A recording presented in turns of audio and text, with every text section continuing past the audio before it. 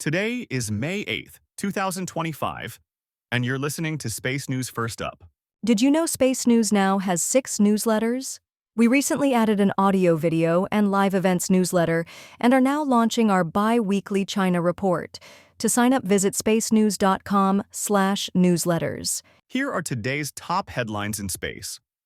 Capella Space, a company that operates synthetic aperture radar satellites, is being acquired by a quantum computing company. The White House has nominated Matthew Anderson, a former Air Force officer, to be NASA's deputy administrator. The director of NASA's Jet Propulsion Laboratory is stepping down. NASA is halting plans to fly a robotic lunar rover through a commercial partnership. ClearSpace has completed the next phase of work on a proposed active debris removal mission for the UK Space Agency. And Sierra Space has completed a ground-based demonstration of a prototype navigation satellite. First Up is produced by Space News, the industry standard for professional space journalism. Visit spacenews.com for breaking news, policy updates, and original analysis. We begin today with news that Capella Space, a company that operates synthetic aperture radar (SAR) satellites, is being acquired by a quantum computing company. IonQ announced Wednesday it is buying Capella Space in a deal in which terms were not disclosed. IonQ said it is buying Capella to support its plans to develop a space-based quantum key distribution network, which promises to offer communications with encryption impossible to be broken. IonQ's interest in Capella goes beyond satellite hardware. The radar firm holds classified contracts and operates secure facilities, which could give IonQ a pathway into defense and intelligence markets as it builds out its space-based quantum vision.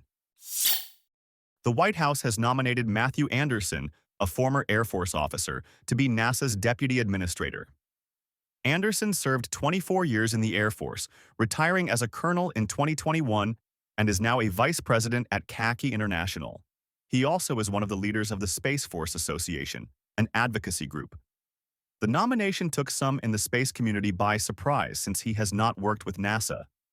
However, Anderson knows Jared Isaacman, the nominee for NASA administrator, and has publicly supported that nomination.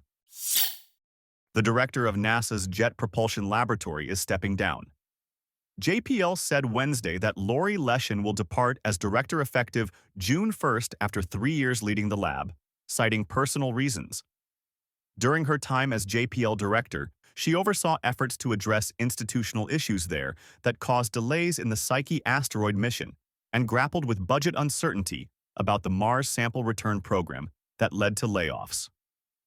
Caltech, which runs JPL for NASA, said it selected David Gallagher as the next director of JPL. He has been at the lab for 36 years, most recently as associate director for strategic integration. NASA is halting plans to fly a robotic lunar rover through a commercial partnership.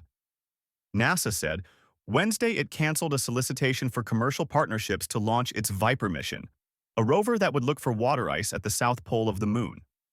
A NASA official said that the agency decided to halt the solicitation after reviewing initial proposals from companies, electing to pursue unspecified, alternative approaches that would be structured differently. Companies said that NASA's original approach was challenging because they would be required to cover all the costs of launching and operating Viper, but NASA would get all the rights to the data collected. NASA sought the partnerships after canceling last year's original plans to launch Viper on a commercial lander. ClearSpace has completed the next phase of work on a proposed active debris removal mission for the UK Space Agency.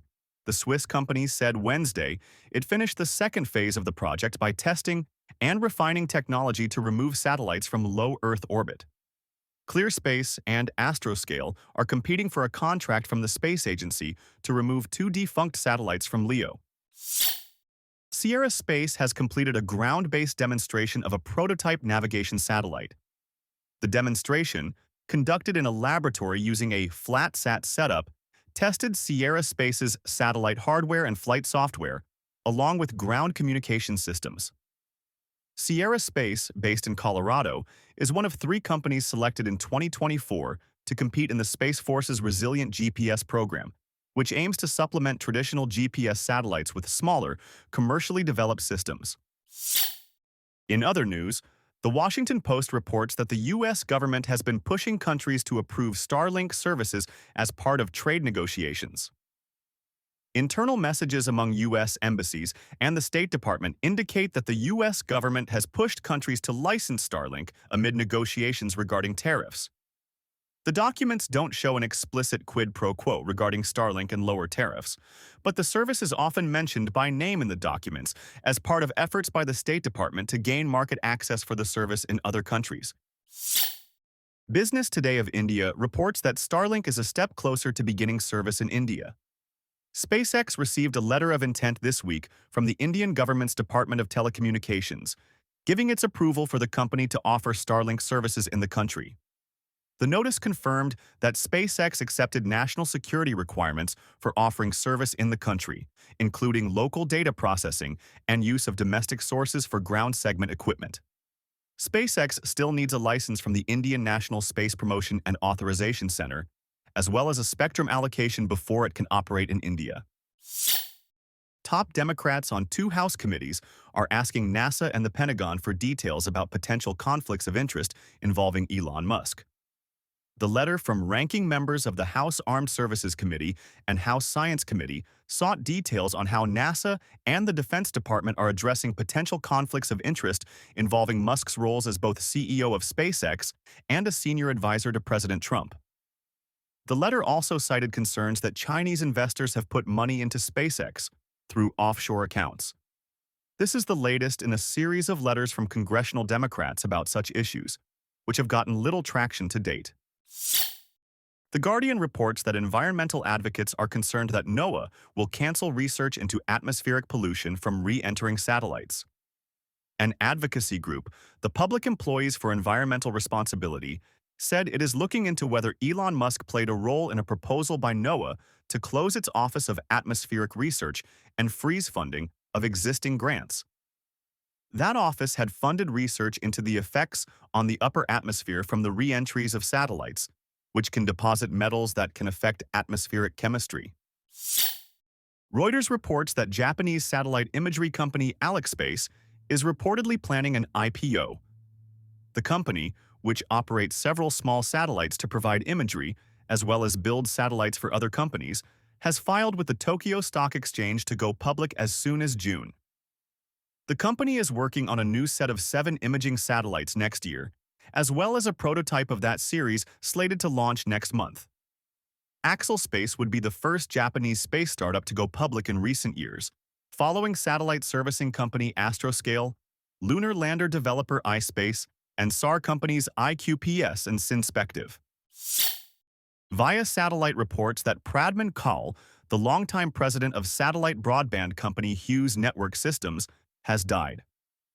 Kahl was an early employee of Digital Communications Corporation, which became Hughes Network Systems, becoming president of the company in 2000. He retired from Hughes in 2022, nearly 50 years after he joined the company.